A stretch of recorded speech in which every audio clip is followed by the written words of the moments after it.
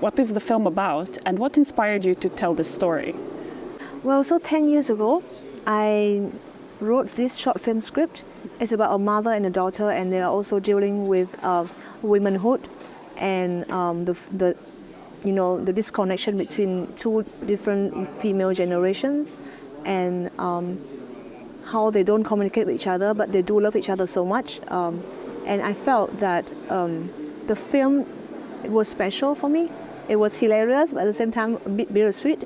But I felt that it wasn't long enough for me to tell everything that I want to tell. You know, with all the vicious cycles that the different generations of women have to go through, the generational traumas that they pass down from one to another without being aware of it. You know, this box that the society expectation of how a woman should behave, how a family should function, how is it supposed to be a mother, how is it supposed to be a father and a daughter, you know, how they should behave, but without considering all the emotions that a human should have.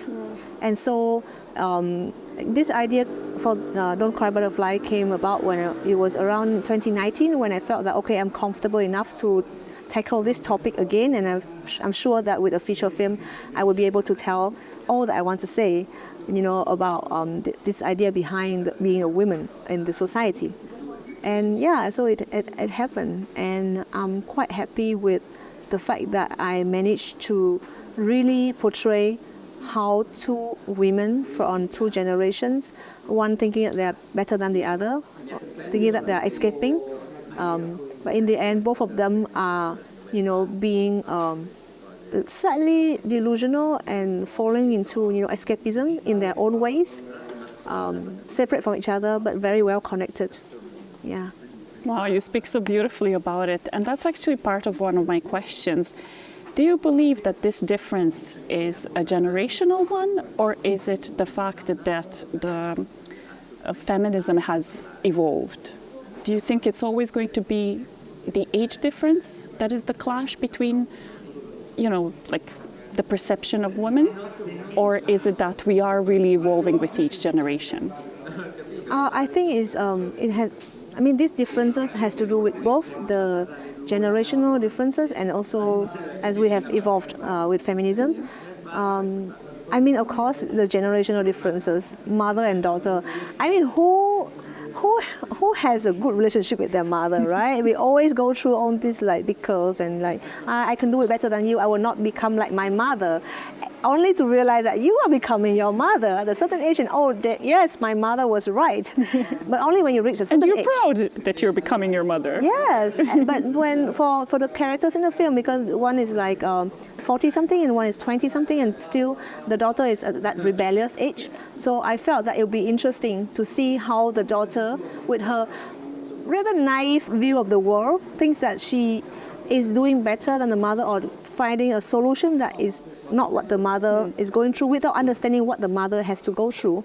And then we talk about the generational trauma, because I feel that with the older generation,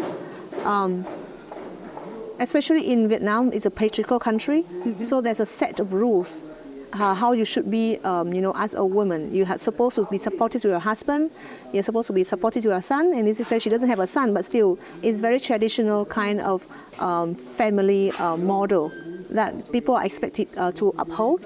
But we do evolve with, you know, with time, right? I mean, our grandparents be a period, the women mostly stay at home and take care of children. But as you see in the film, the woman has to go to work, and she also has to take care of her husband, and she also has to worry about her daughter, you know.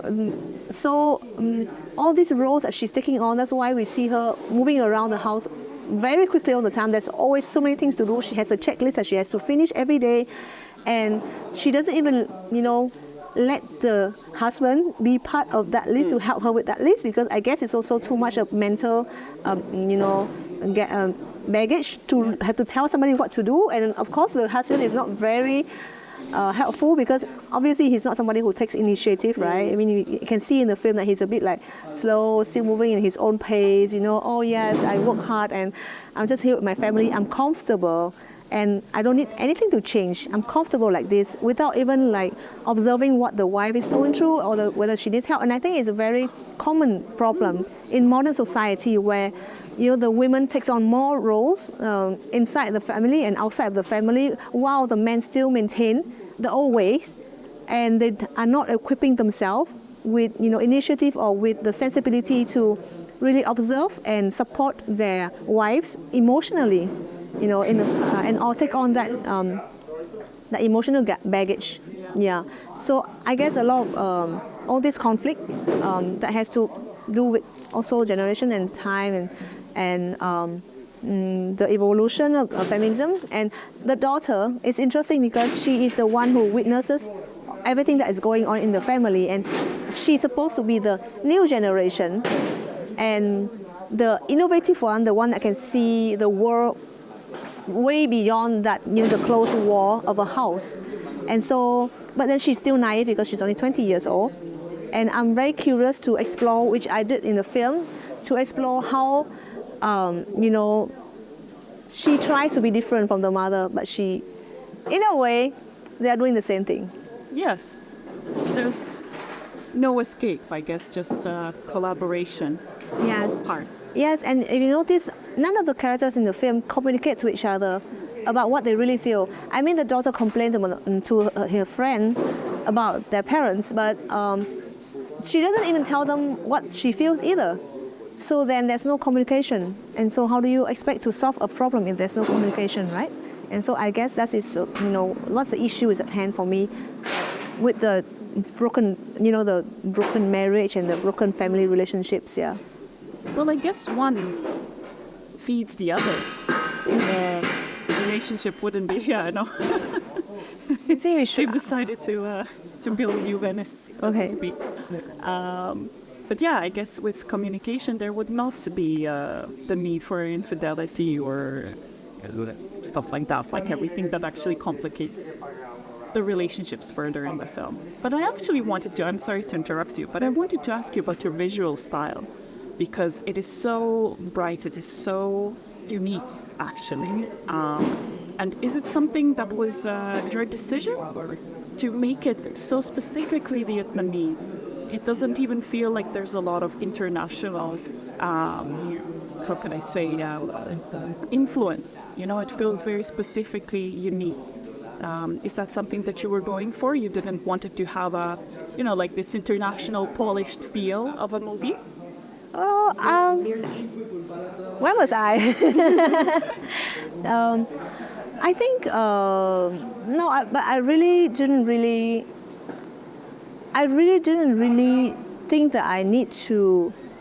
Oh, sorry. Let's just scratch that. I'm just gonna repeat the question. So in terms of the visual style, I think for me, cinematography or visual in general, because it also has to do with production design, it has to help the film. It has to tell the story, and it has to enhance the meaning of the film. So for me, in this film, I really want the lead character, the mother, to be trapped, not only within her house, but also within her workplace, and also whenever she go out, especially, and also even when she's alone, she's always squeezed physically with all the bulky, dark wooden furniture that we place inside the very cramped house, but also by people. So you notice she's never alone. She's always surrounded by chaos, by a lot of people, and when she's alone, she's surrounded by furniture. So I wanted to give that sense of suffocation for the main character, and that was very clear from the beginning. And I told my production designer and my DP that let's do that, and everything will follow the main character's emotion.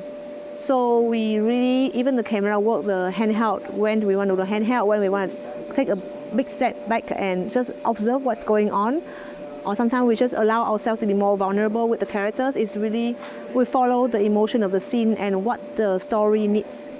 Yeah. There's a lot of symbolism in your film. Is there anything specific that you would like to explain? Maybe that's not so common or understandable to our audiences, to like European audiences and so on? Well, I have a personal interest in body horror, Okay. as you can tell on the film. Especially David Cronenberg, John Carpenter's. I just love how, body horror helps to portray or bring out all these extreme emotions in human that are unspoken. So it's similar to this case, especially the house spirit, because I get a lot of questions about that creature and why I create such a way. Well, because in Vietnam, there's a saying that a house always leaks from the roof. And it's actually an idiom meaning if the head of the family, and it indicates the man, if the head of family is not functioning well, then the whole household will crumble. It got me thinking, okay, then we start with a leak, and then how about that leak is being treated as something trivial, or just being ignored and to be dealt with later. Because when we have a leak in the house, we always wait until the last minute to call the plumber, right? And then usually when you call the plumber, you have to replace the entire roof.